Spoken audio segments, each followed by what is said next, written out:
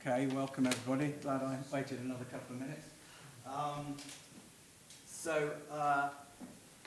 This is obviously the launch for the Hidden Affliction. We're grateful to the Reproduction SRI for sponsoring the launch, which is a fairly new SRI in the university, and its mission is to promote inter- and multidisciplinary research into the general field of reproduction, very broadly defined. Christina at the back is the main administrator of it, and has in her care 50% reduction leaflets for this book, which will be handed out to you as your reward for coming. I'm afraid it still means it's an expensive book. We're grateful, obviously, to Boydell and Brewer for that concession, and the book was published on the 1st of October, I think, is the official publication date. This event, I mean, I think this is probably the most multidisciplinary book I've ever been involved in, including even fine art, if we look at the cover. I started with, my interest in this whole thing started with Christabel Pankhurst, The Great Scourge, which I looked at quite a long time ago, and being a demographic historian, I was also interested in STIs because, of course, they affect fertility, mortality, morbidity, and demographic historians really have nothing to say on this subject. But quotes like this, obviously, Christabel Pankhurst was pretty upset about this subject, but ideas that could be taken seriously, and she was citing medical authorities, that 80% of men of her class, I assume she meant, were infected. I thought that's pretty interesting. Demographic historians should be seriously interested in this. Professions at that time in England were marrying incredibly late, on average, in their mid-30s. So, you know, one did kind of wonder what they were doing before they got married. So there's a definitely, in the discourse of the period, and this is very important, that the suffragette movement actually comes together over this issue, because they've been divided for decades, a kind of left, right and centre of the suffragette movement. But the issue of sexual exploitation, as we might call it, was something that really brought both sides together. So this is an important issue in politics as well as in biology and history and so on. Even Sir William Osler, who was the most eminent medical man of his generation, extraordinary achievements, he ended up as Regius Professor in Oxford at the end of his career. Just after the Royal Commission on Venereal Disease had reported in 1916 in his Lexonian oration, he was very clear, as you can see from these quotes, that he thought that syphilis was massively undercounted in the extent to which it was an ultimate cause of death in England at this time. He thought maybe among the most important cause of death among the infectious diseases in that year. He was, of course, counting its effects on general paralysis of the insane, aneurysm, and locomotor ataxia, which are the three main causes of death that are attributed to it nowadays.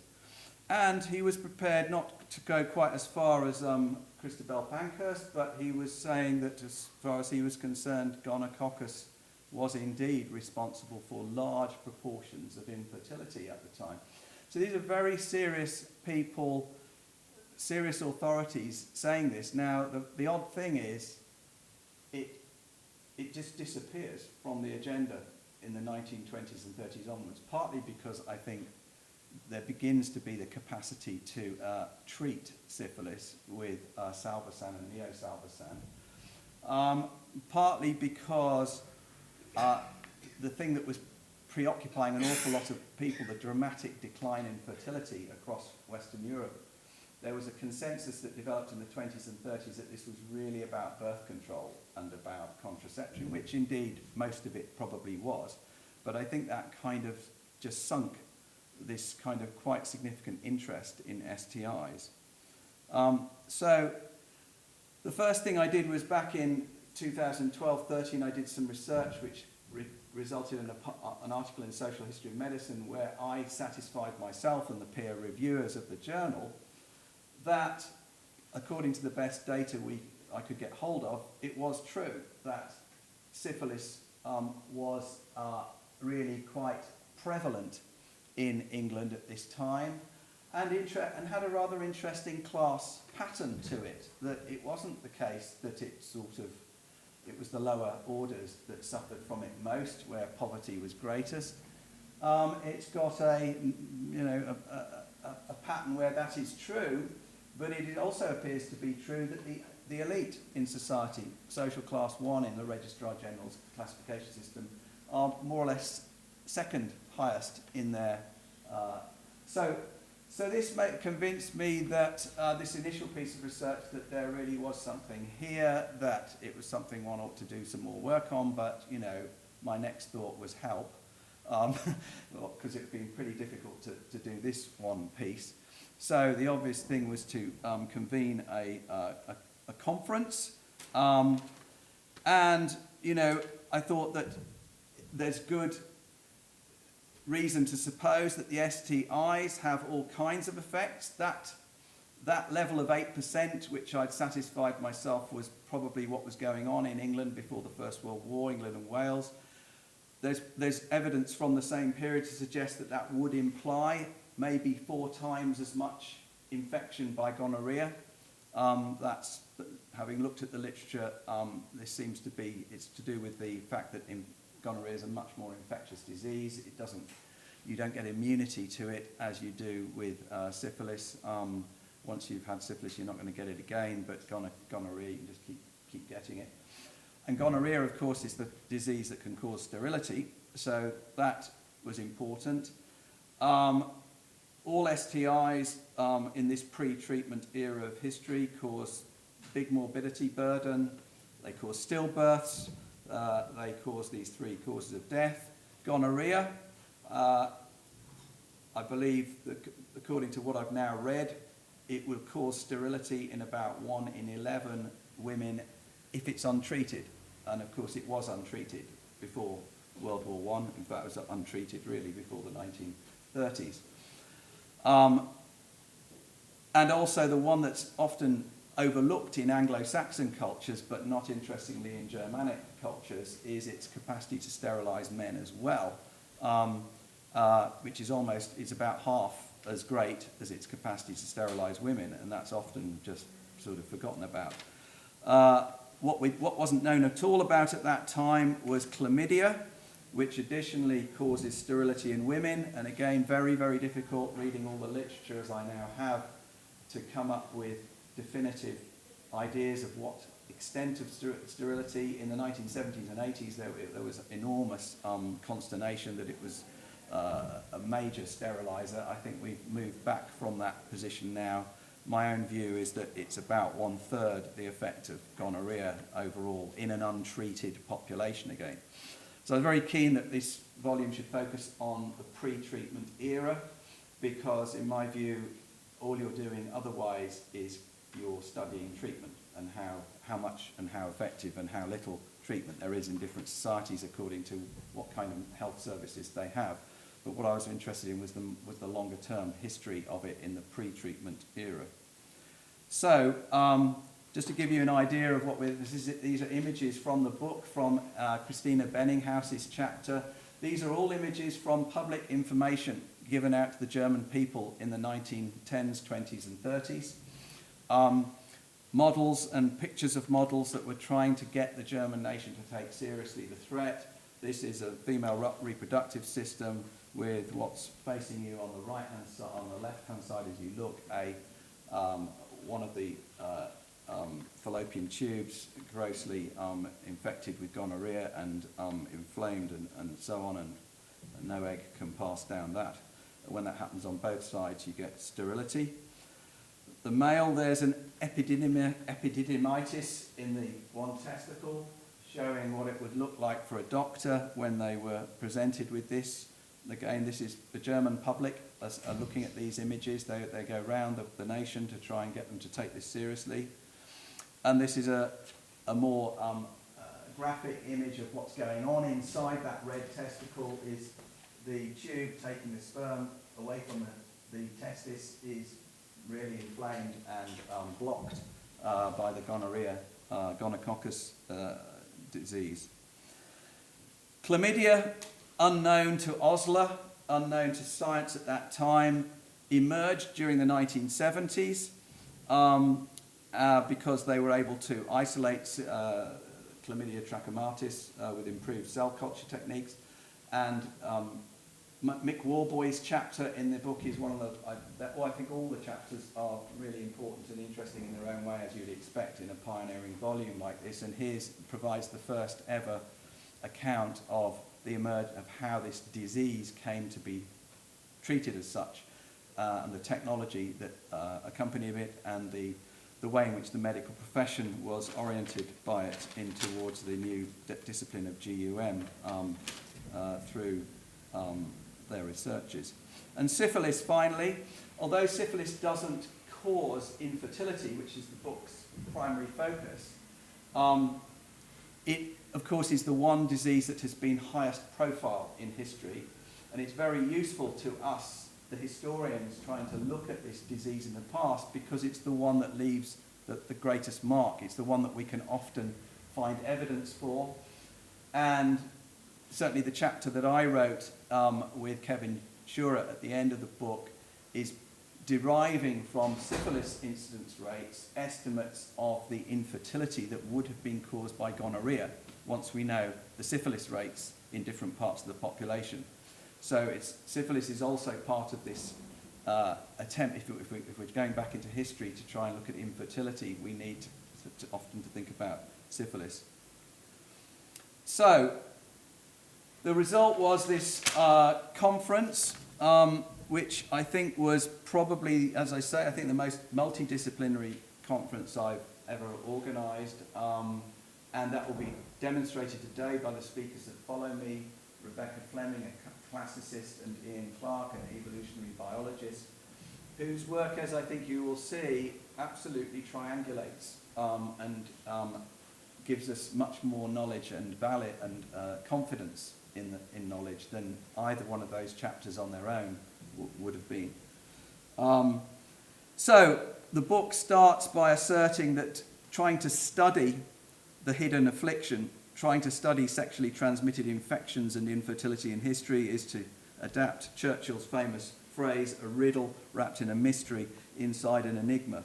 In other words, it's bloody difficult.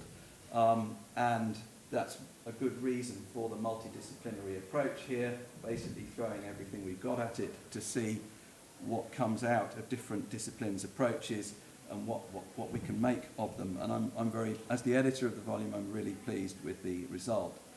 And I should point out that Rebecca Flemming, who's talking here, and Lauren Cassell were both very much involved in the original organisation of the conference. It started as a troika, and then they had other duties that they had to attend to.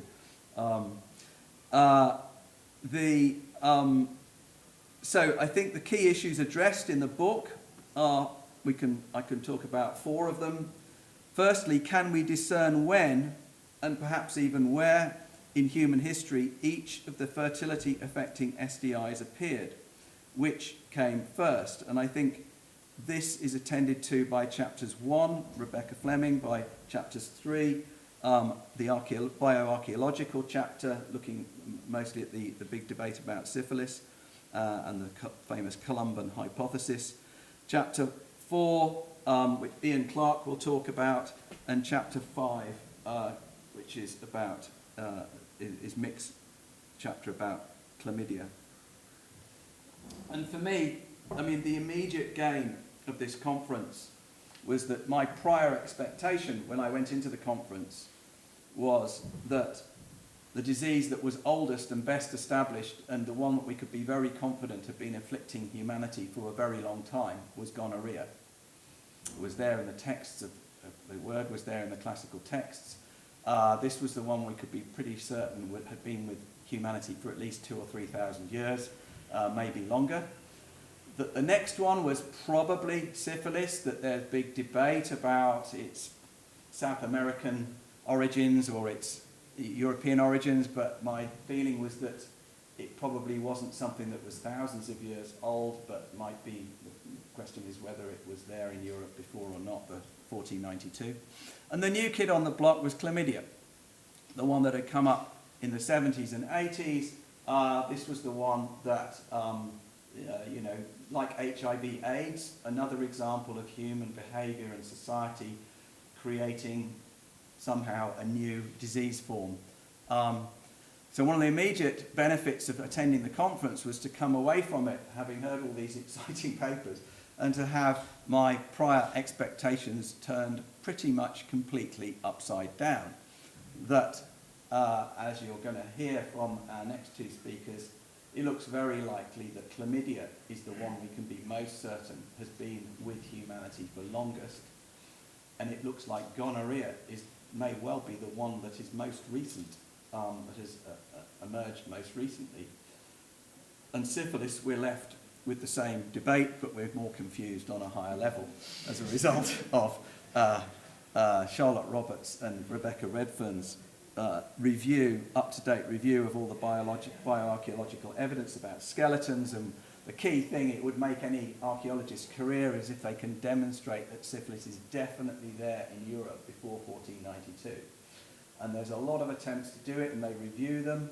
I think it's fair to say that Charlotte and Rebecca would like to believe that that's kind of what this evidence is showing. As the editor of the volume, I remained more sceptical, actually.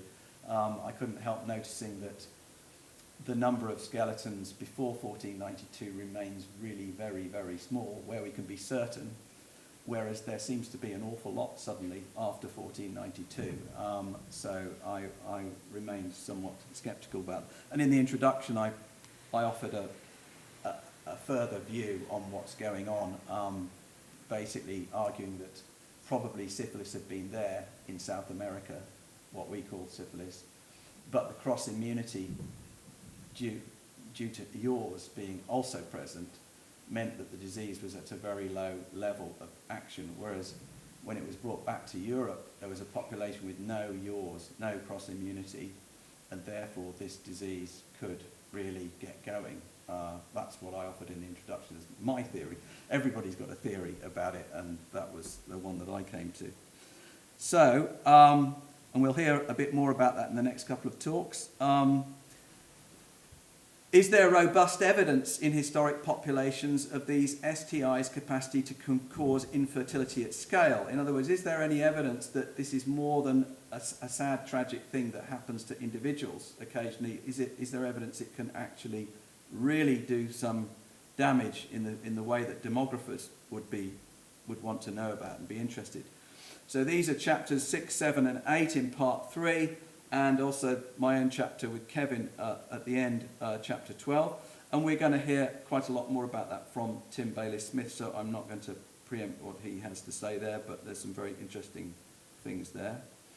Thirdly, how have individuals, doctors, societies, cultures interpreted and responded to STIs? This is an important issue.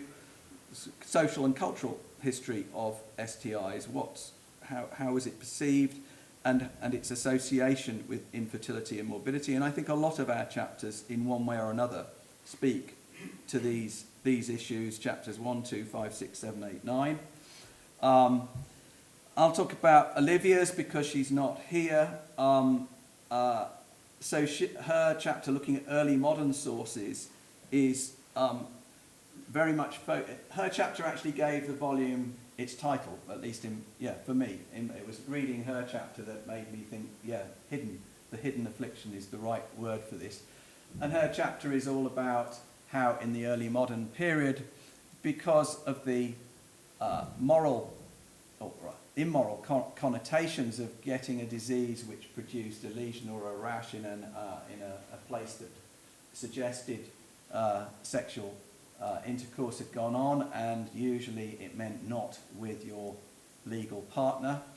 That doctors or people posing as doctors in the early modern period put an awful lot of emphasis on acting almost like detectives in books that they published to sort of demonstrate their skills and try and drum up more trade. They were basically saying, you know, this is how I kind of interrogate these people and get them to confess. And the word confession is very significant in her chapter, that this is what the doctors are, you know, aiming for, and that's the point at which, only according to their own rendition of what they did, we have to remember this is their representation of what occurred. But the idea of confession is very important for them in establishing their expertise and their capacity to in any way deal with this disease.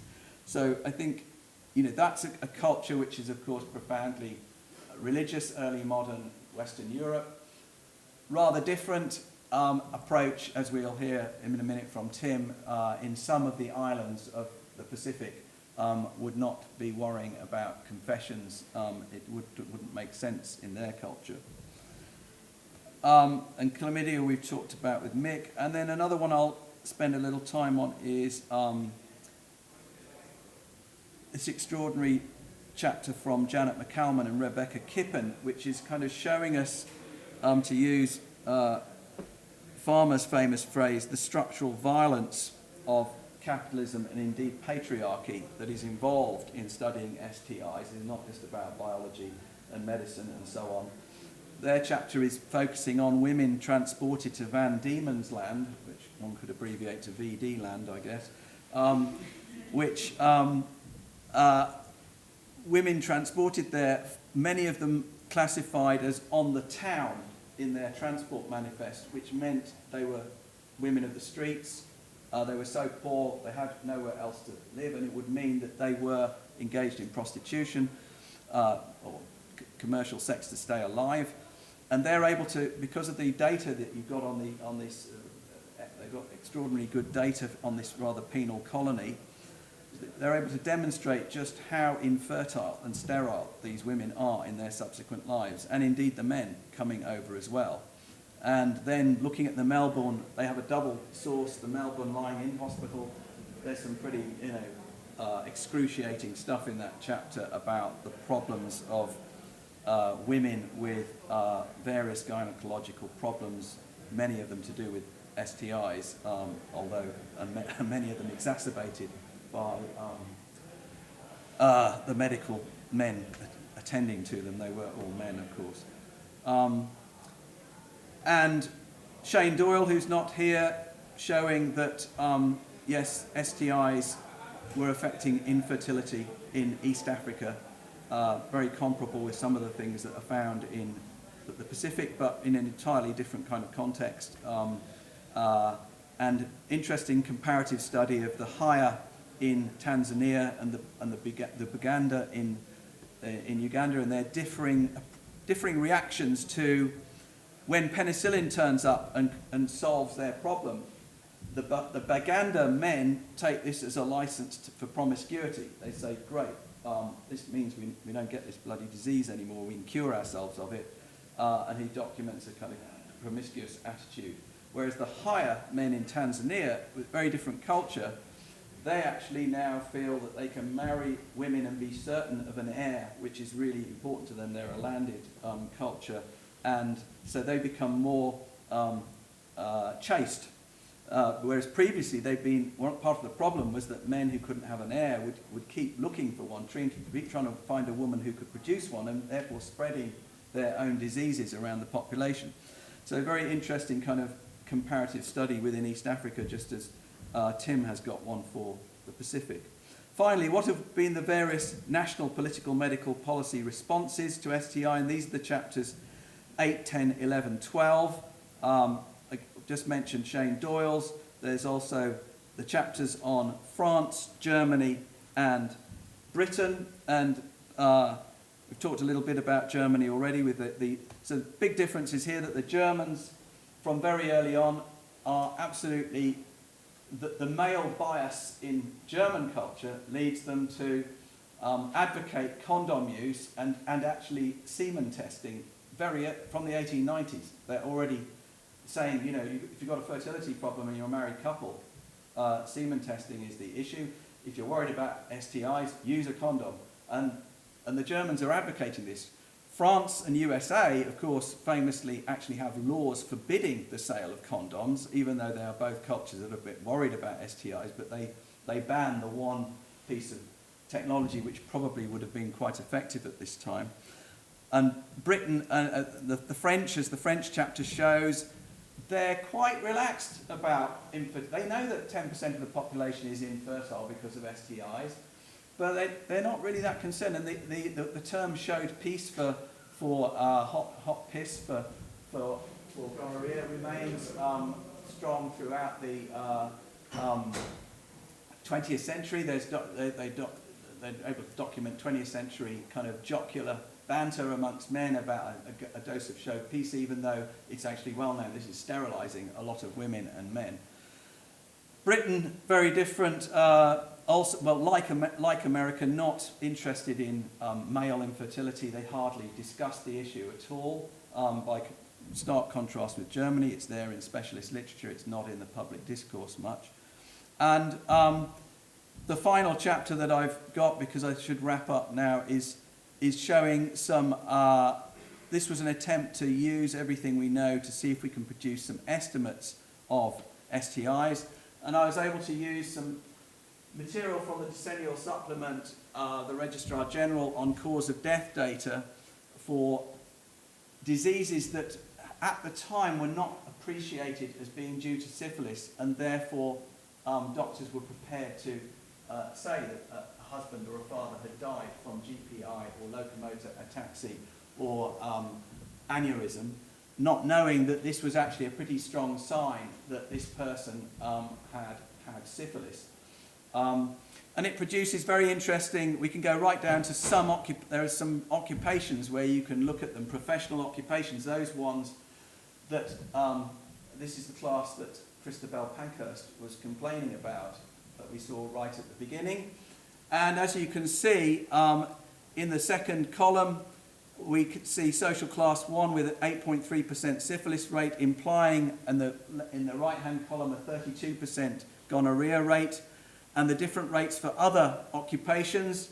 Bankers, the naughty boys at the bottom. Clergy, very, very pleased. I would not have believed my data if anything else had come out for the clergy. The clergy are indeed chaste and much more careful, and lawyers and doctors fall in between the two. And we did a calculation, rather complicated. That final chapters are going to be, I don't imagine many people will read their way right through this final chapter. It's pretty difficult, complicated stuff, but it produces these final estimates at the bottom of that table for each of the occupations and for different ages of wife at marriage. The percentage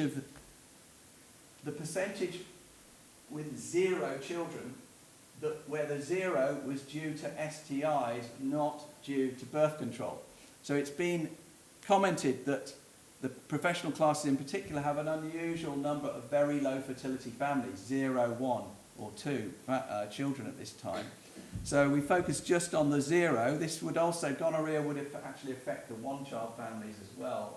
It has a well-known effect, what's called Einkindersterilität in German, that it also causes that. But we focused on 0 only to try and keep things really simple. And as you can see, for the clergy, again, you know, not surprisingly considering how low their STI rates, it doesn't cause most clergy who have 0 children, they have it because of birth control or some other cause of natural infertility. Very little of their infertility is due to STIs. Whereas for the rest of the professions, 10 and even up to 20 or even towards 30%, and a particularly high figure for the bankers who marry at very old who marry at very elderly ages, high proportions of their zeros are due to STIs rather than birth control, which is the only explanation demographers have had before. So demographic historians, probably this is the table that they're going to be interested in, because previously they've assumed that all zeros and ones in this period are to do with fertility decline and birth control, whereas this is suggesting that a proportion of it, and certainly for some sections of the population, quite a high proportion, is actually to do with STIs. Okay, so I'll finish there. That's a kind of survey of the book, I hope, and particularly the chapters that are not here. And we'll move on to Rebecca, who will tell us a little bit more about her chapter.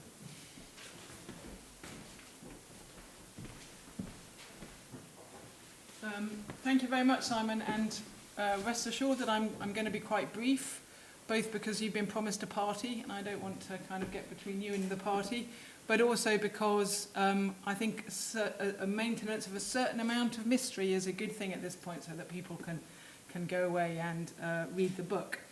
But as Simon also alluded to, there is a kind of initial challenge, if you like, or one of the many challenges in trying to assess the impact of STIs on fertility in history, is trying to determine what STIs, if any, are actually present in any given historical society, which is, at an underlying level, is a question of what pathogens are present and in what kind of circumstances. And while it's been long assumed that since the ancient Greeks, and especially the Romans, who you see entirely realistically depicted in this picture, which certainly kind of raises the tone since we've been in terms of the artistic, that since the ancient Greeks and especially the ancient Romans had so much sex and had so much of the wrong kind of sex, if you're a kind of 19th century kind of moralist or physician writing one of the very standard histories of sexually transmitted diseases or lust diseases that are that the place must have just been completely overrun with STIs. That we're not talking 80%, we must have been talking 100%. There cannot have been anybody in the Roman world who didn't have some kind of sexually transmitted disease. So the assumption is basically that it's just completely prevalent because there's too much sex of the wrong kind, and this is an assumption that got then transmitted into a lot of scientific writing, and indeed you still find it repeated in current scientific writing. Start with the assumption that Simon was talking about, that gonorrhea is as old as humanity, by which they mean that a 19th century moralist wrote that it was as old as humanity, because you can see what they get up to. It has to be said that it's not, a number of people have actually questioned that idea from about the 1950s. There's a sort of series of doctors who also had classical training who decided that you couldn't find any STIs in antiquity, that if you read through all the ancient medical texts and all the kind of satire, all the stuff about sex, the only thing you can be sure of is that there was definitely genital warts. That's it. But as I said, that hasn't been picked up on quite as much as it should have been. So their idea is that you look at all these texts, there's no descriptions of the symptoms we would want, which is some kind of ongoing emission and painful urination, and then there's various other things. But those are the two that you want to get together to think that you might have modern gonorrhea. You can't find it in ancient texts, they said, so no STIs.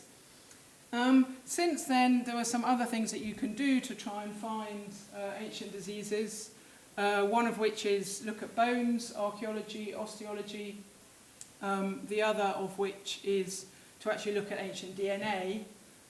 That's a bit harder to find than the bones, but if you can find the ancient DNA. And the other more recent development in this is we have better techniques and cheaper techniques for various molecular clock dating studies of pathogen genomes. So from current data, you can work your way back to when did the current pathogen, the current bacteria, the current virus have its probable first appearance, based on things that we're going to hear about a bit more in a moment. And as Simon says, these are things that are explored in a couple of the chapters. So looking at bones and thinking about syphilis. And I think Ian is going to talk a bit more about genomes and such like. Yeah. And just also to say that not all people doing scientific research have been oblivious to changes in terms of history. So this is an article that's published in Nature Microbiology, which is mostly about sort of resistant forms of gonorrhea, which are particularly current, and which both Simon and I were part of, and Tim actually were part of a meeting which was talking about this, and where they have worked out that, well, perhaps I shouldn't spill the beans quite yet, but I shall keep that. So in my chapter I basically do again go through all the texts and establish that we really still can't find evidence for those two key symptoms being together, and this is a very rich textual evidence, and they like to talk about sex, so it's not that they're shy or hesitant or there's anything hidden. So this is a kind of world in which if those symptoms did appear together, we would expect to find them in the sources. We don't have any osteological evidence. Gonorrhea in particular doesn't really provide that sort of material. It doesn't impact the bones. And the most recent genome study of gonorrhea has the current modern gonorrhea emerging sometime in the 15th century, 16th century. So not that old. And so the kind of point is that you can't find the modern gonorrhea, and that the suggestion would be that clearly there could be the sort of molecular clock material is about the current version of the pathogen. So it could be that there's a kind of ancestor of modern gonorrhea floating around in the ancient world that doesn't have the same kind of impact on symptoms, probably isn't so severe, can't be spotted in the same way, or is looking like something else. But the kind of position we're in at the moment is modern gonorrhea is not, I think, present in the ancient world, but because we do like to have something positive to say, so if it's not present, then it's not going to have an impact on fertility. But they did have their own gonorrhea. This is, in fact, where we get the word gonorrhea from. It's often said that this is invented by Galen, the key physician of the 2nd century AD. He did not invent it. He used it because it was already in use as a term. This, I think, is probably the earliest. Comes from an anonymous kind of medical handbook from the 1st century AD. And talks about what the signs of gonorrhea, the ancient gonorrhea were, which is that there's an involuntary permanent flow of seed without pleasure, and the people that suffer from it waste away, lose their colour and strength, they become fevered, loss of appetite, and even their pulse fades. So in a sense, this is to get us back to fertility, though, because this is a disease which is about constant flow of seed, which is uncontrolled, and seed is the stuff of generation. Seed is, you need male and female seed to get together to have children. So there is a concern about fertility in the ancient world. They are certainly worried about that, and you could say that the ancient version of gonorrhea is a disease of fertility, essentially. But what they don't have is the version of modern gonorrhea. But you can read the thing for yourself and decide whether or not you're convinced. Very much. So we've got Ian talking next. So we're going from classical scholarship to evolutionary biologists. Yes. Forgive me, I'm not a historian. And I think part of the pleasure of this book was encountering people from completely different disciplines. And indeed for me, the chapter I wrote with an eminent ophthalmologist called Hugh Taylor from Melbourne University in Australia. And indeed it is the fact that although chlamydia is a new disease, and the chapter by Mick Warboys revealed that disease, how it was revealed to us in the 1970s. Chlamydia has been known for many centuries as an ancient disease. It's an eye disease, an infection of the eye, which is characterized by repeated infection giving rise to scarring. And it's this concept of repeated infection giving rise to scarring in the genital tract that gives rise to tubal blockage and infertility. And that's what gave us the title, visible ocular, because you can see the scarring in the trachoma eye, but you can't see the invisible scarring that goes with female infertility. And so we wanted to really talk about, I've got a slide I think, about, another problem with chlamydia is the invisibility of it, is that chlamydia disease was really unmasked as treatments for syphilis and gonorrhea became effective in the 1970s. As sulfonamides reduced and penicillin reduced gonococcal infection, there were this other syndrome emerged, which latterly became known as chlamydia. And it wasn't possible, though, to visualize the causative agent of chlamydia, and so it remained an enigma. We could see the causative agent of gonorrhea by culturing the bacterium on agar plates, and it grows colonies, which is a very familiar concept. And in the case of syphilis, you could actually find the causative microorganism by staining. It's a very characteristic spiral-shaped bacterium. But chlamydia were not visualizable, and they weren't isolatable until the antibiotic era came along. It was possible to use antibiotics to keep other bacteria down and grow cells in culture, because chlamydia can only grow inside live cells. And this was the technology that was brought into play in the 1970s, so it became possible to diagnose chlamydia infection by growing them in human cells. And this is a classic electron microscope picture of the slice through a human cell. And the chlamydia grow, this is a cell in the nucleus, and the chlamydia grow in this structure known as an inclusion. And these little circular things are the tiny bacteria that are dividing. They have two forms, a dividing form, which is known as reticulate bodies, and the infectious form, one this form here, which are really electron-dense structures, and they get released from the cell and cause infection. I've got to go down one. Yep, there we go. And this is a colour picture of a single infected cell. Again, you can see the cell nucleus. It's a different type of microscopy. The cell nucleus at the top. This is the whole cell. This is the inclusion of chlamydia fluorescing green in here. And then this next slide is a picture of a whole set of cells that have been infected with chlamydia. And these are the inclusions containing infectious microorganisms. And so it's possible to visualize the microorganism, and it becomes a disease entity in itself. And now there are very effective ways of diagnosing chlamydia infection and looking at its role in infertility. And I think there's no doubt it has a role in infertility, but it's a very reduced role compared to gonorrhea.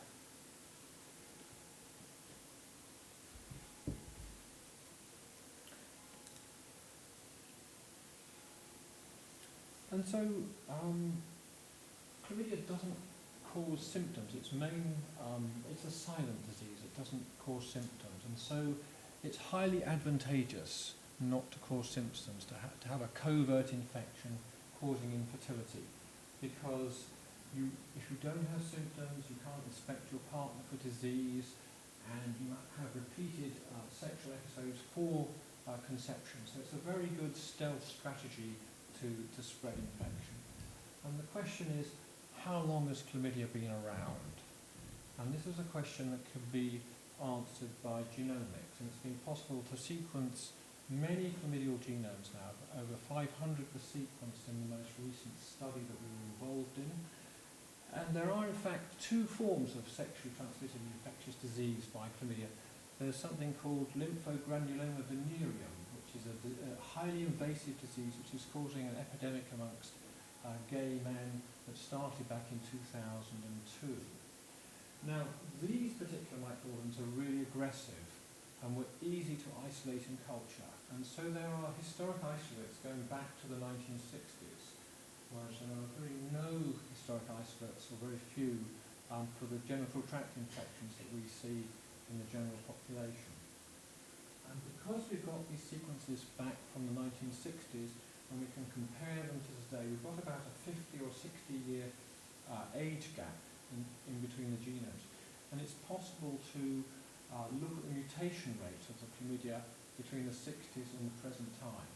And then by extrapolation back into history, it seems that, and I will give the game away, it seems that chlamydia do have an ancient past. The background is that the extrapolations with the bars of error go back thousands of years, so back to times of civilization. So it looks like chlamydia is the sexually transmitted infections been with the population for thousands of years. So, to follow up what Simon said, chlamydia looks like it came first. And we aren't really surprised by that, because clearly trachoma is an ancient disease. And it turns out, when we look at the phylogenetics, the pairwise comparison of these sequences, that trachoma is the ancient state of this disease. And indeed, the sexually transmitted aspect of it is more modern than the trachoma aspect.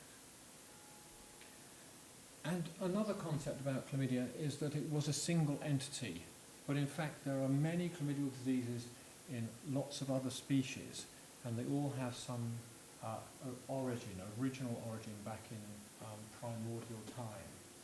And so it would seem that human chlamydial infection originally was an animal infection that came into the human population, probably just like gonorrhea. And the gonorrheal studies also were based on these pairwise comparisons and limited mutation rates, which mapped us back to the 16th century.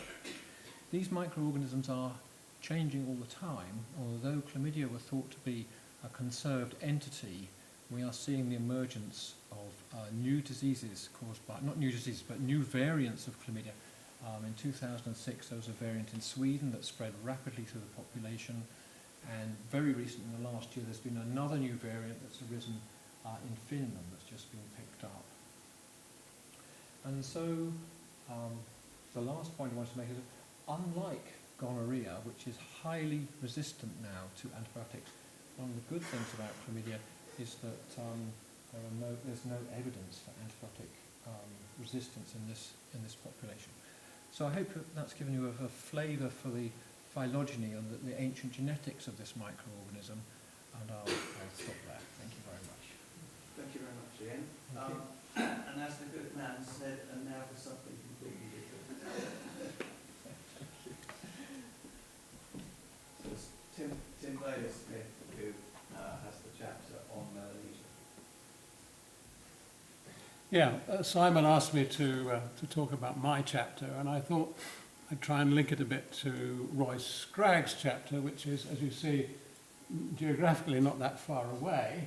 We are here in the Southwest Pacific, and Roy Scragg's research in this area as a medical officer began in 1950, and he published his thesis in 1954, and it was already a classic when I began my work in Solomon Islands in the 1970s. And it was a tremendous surprise and pleasure to meet Roy when Simon invited him to come over from Australia for our conference in 2015. And I've had something to do with helping to edit his chapter, so I feel that I kind of know his material quite well. Right, so in my case, my interest in this goes quite a long way back to some of my very first publications in the 1970s, which were on population decline. This part of the world suffered an uneven but pretty general and sometimes very drastic decline in population with European contact. And almost all the infectious diseases that are familiar to us in Europe were unknown in the Pacific, and of course had a huge impact on these, as it were, virgin populations pretty clear that gonorrhea and syphilis were also in this category. Chlamydia is an unknown. And my reading on this began with the work of William Rivers, W.H.R. Rivers, who started as an experimental psychologist in the 1890s and then got interested in social anthropology through the Torres Straits expedition of 1898. You see him there with Haddon and other participants in that expedition, which was a sort of mixed social anthropology, experimental psychology kind of enterprise. And Rivers, who was a fellow of St. John's College, went back to Solomon Islands in 1908 with a man called Arthur Hocart, who was a classicist actually from Oxford, but rapidly became an ethnographer and anthropologist. And they did a lot of work in the Western Solomon Islands, including 4 months of kind of semi-intensive field work on the island of Simbo. And their photographs and ethnographic collections of artifacts are all in the Haddon Museum here in Cambridge, including this picture of Lizzie from 1908, and we'll come back to her in a minute. Rivers, of course, went on to have a third career after experimental psychology and social anthropology. He enrolled in the First World War, first of all as a civilian doctor, but then as a RAMC captain, and is better known to everybody, I think, as the pioneer, really, of psychotherapy as a treatment for shell shock, or what we would now call post-traumatic stress disorder. And in 1920, he wrote this extraordinary book, Instinct and the Unconscious, a contribution to a biological theory of the psychoneuroses.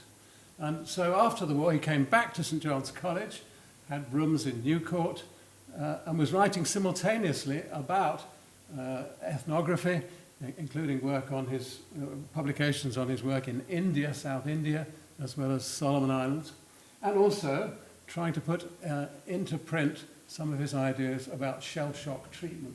That's a photograph of the portrait that St. John's has. It used to be in Sue Colwell's room in Second Court. I was intrigued by his last book, which you see on the right there, Essays on the Depopulation of Melanesia. He edited the book and had a big chapter of his own because he introduced to the debate about depopulation the notion of a psychological factor. And my view, and I've published on this, is that by the 1920s he was kind of more intrigued by symptoms of psychoneurosis than he was, if you like, being faithful to the evidence from his own 1908 fieldwork. And I've tried to sort of indicate through this juxtaposition that he was actually treating men like Siegfried Sassoon in Craig Lockhart Military Hospital in Edinburgh for shell shock and theorizing about what had caused the breakdown of the psychoneuroses, as he put it, and was sort of conflating that with what he saw as the impact of colonialism in the Pacific through his experience of many places, but in particular Simbo. And he was sort of seeing that the mental health of these people was being disturbed by the traumas that they had suffered. In the one case, the traumas of very rapid and quite devastating colonial contact. And in the second case, the soldiers in the First World War, of course, scared out of their wits by what they had gone through. The maternal instincts, he thought, were damaged in the case of Solomon Islanders, whereas the damaged soldiers had a rather different kind of psychoneurosis. But he sort of conflated the two. And I call this in an article, shell shock in the Pacific almost. And therefore he was a very influential figure in changing the discourse surrounding the population decline of Pacific Islanders from the sort of 19th century consensus that extinction was inevitable because really these people were racially inferior in some way, to the notion in the period round about the turn of the 20th century that melancholy, depression, psychological despair was perhaps a very big contributing factor. And you get this in the writings of Robert Louis Stevenson and others who had experience of the Pacific in the 1880s, 1890s. That gave way in the mid-20th century to a much greater emphasis on medical causes, and also some historians saying actually the scale of depopulation had been exaggerated, and we've only really come through that now with, if you like, the rediscovery of the scale of, in some cases at least, population decline, colonial holocausts is the phrase that some people use. And my conclusion really from working on this through the conference and through the book is that actually it's very clear that in certain cases at least, STIs were a very major factor contributing to population decline. And I do this by, and I was inspired particularly by reading Marshall Sahlins' book, Islands of History, in which he introduces the notion of Aphrodisian cultures being particularly vulnerable to the introduction of disease, in particular sexually transmitted infections. And also the work of Alfred Crosby. This is an article, but he's also written books, Hawaiian Depopulation as a Model. I won't read the text here, but you see that he uses Sahlins' notion that the Hawaiians were an Aphrodisian culture, which included a tradition of sexual generosity that white men almost universally misinterpreted, but that didn't prevent STIs being introduced. And of course, the Hawaiian population is a catastrophic case of decline in numbers through infections of various infectious diseases, but also the fact that STIs became endemic and widespread, resulting in a very low birth rate. And that's precisely what Rivers had actually documented on Simbo Island. He did genealogies for the entire population, going back 2 or 3 generations. That was really his huge contribution, was to document family trees and make sure they were pretty accurate, and showed that at the turn of the, well, from 1880 onwards really, the norm on Simbo was for couples to be childless or to have only 1 infant. And that 50% figure which you mentioned, Simon, for England and Wales, for certain social classes, is precisely what Rivers and Hocart discovered through their genealogies. So what I tried to do in my chapter was to sort of examine this Sahlins-Crosby model to see what evidence we could find from case studies, because I already knew that the depopulation of Melanesia was pretty patchy.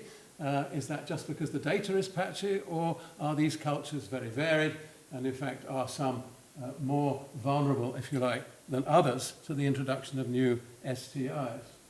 So I've just showed on the map the main case studies I looked at. Simbo, of course, using Rivers' own data from 1908. Was the psychological factor true? I conclude that Rivers really deceived himself. He was so, if you like, entranced by his experience with psychoneuroses that he tried to apply it all over the place and ignored very clear evidence for the presence of STIs and the extraordinary childlessness of this population. You couldn't interpret that in any other way. Then we have New Ireland, where Roy Scragg worked, up in the north there, and New Georgia, next to Simbo down in the middle, where we've got quite good ethnographic evidence. And in fact, for New Georgia, I've been working inland of the coast where people used to live, and sort of trying to calculate how many people were there about 1850 and how few there were as survivors by 1900, and wondering whether fertility was also, as well as other mortality-causing diseases, responsible for that. And then we have other islands like Malaita and Guadalcanal, ringed in green there, where there's plenty of historical evidence for really just the opposite, that these were not cultures in which women were freely available to white men who came in, bringing these diseases. In fact, on the later, you'd probably get your head cut open if you tried to look at a woman, let alone touch her. And were these also societies where they protected themselves in this way from the effect of diseases? And if you look at Malaita, which I've called an anti-Aphrodisian culture, none, if you like, certainly by the mid-20th century, when census material was available, we know that Malaita had nearly half the population of the Solomon Islands, 44% in 1931. It's only 15% of the total land area, and yet these people have survived pretty well. And the historians are already onto this, pointing out that the Malaitans had nothing to interest the whalers or the traders. Their strict sexual codes meant that women were not available, whereas before Malaitans were rich and powerful in terms of traditional forms of wealth. By the late 19th century, they were cut out from this. They became rather violent as a result, trying to grab what they could of trade. But as a beneficial side effect, very limited effects of STIs, no evidence at all, really. Occasional epidemics of other diseases like dysentery, smallpox, measles, but the populations were able to recover because birth rates remained high. So my conclusion was that certainly in the 19th century, guns, germs and steel, this is the famous Jared Diamond book, title of that book, they were the main agents of European contact everywhere in the Pacific, but and the germs included diseases affecting both death rates and birth rates. But the effect was patchy, depending upon the cultural geography, if you like, of the islands. STIs became widespread, where we have good evidence for contacts with whalers and traders from about 1810 onwards. Devastating consequences for population renewal, but no evidence for that in non- or anti-Aphrodisian cultures like Malaita. Well, that's all I have to say, but I would like to end really with Roy Scragg, who I'm sure would love to have been I'm sure he was invited but couldn't make it. Roy is now 94 years old, but he's still giving lectures here in Adelaide, I think, yes. And this is on YouTube. I came across it the other day. He even reminiscences about the meeting in 2015 when he was one of the star attractions at the dinner that we held in the combination room. This text from his chapter kind of summarizes what he says, and it matches more or less what I've concluded. Gonorrhea, introduced early in the history of contact by both Asian and European immigrants, infected both the men and the women that they employed, who in due course returned, from plantations mostly, to their home villages. Its spread was then facilitated, in the case of New Ireland, Tabar Island in particular, by social customs encouraging relatively high promiscuity and the instability of marriages in the society. And this is my last slide. This is Tabar Island in 2003 or something. Roy, through his intervention there as a medical officer, lining people up and giving them all penicillin, rid this society of gonorrhea, and the effects on population growth were dramatic. From heading towards inevitable extinction, this island and others have recovered remarkably. Penicillin eradicated gonorrhea from the bodies of men carrying a latent gonorrheal infection and reversed the decline in population. And that was him single-handed doing that, and it was extraordinary to hear him talk about that when he was here in 2015. And his chapter in this book elaborates on that, and it's really very well worth reading. But he also introduces not just an historical note, but a note for the future, because he's very interested and aware of antibiotic resistance to gonorrhea in particular. For how long, he says, in the 21st century, will our current control of this hidden affliction continue? And I think one of the great values of this book is that it allows us to see what happened in history and then to project some of that, or some of the main processes, forward to perhaps a less happy future in which it's much harder to treat and remove these infections from populations. So I think I'll stop there. Oh, well, thanks to Simon, of course, for organising all this, and University of Rochester Press, very supportive, and the SRI, the Cambridge Reproductive Strategic Research Initiative, for funding the glass of wine which you're going to have in a minute. Is that right? That's absolutely Yeah. right. Yes, thank you very much, Tim. I am... Would you like to say one or two words, or are you... well, I think people probably want their wine, actually.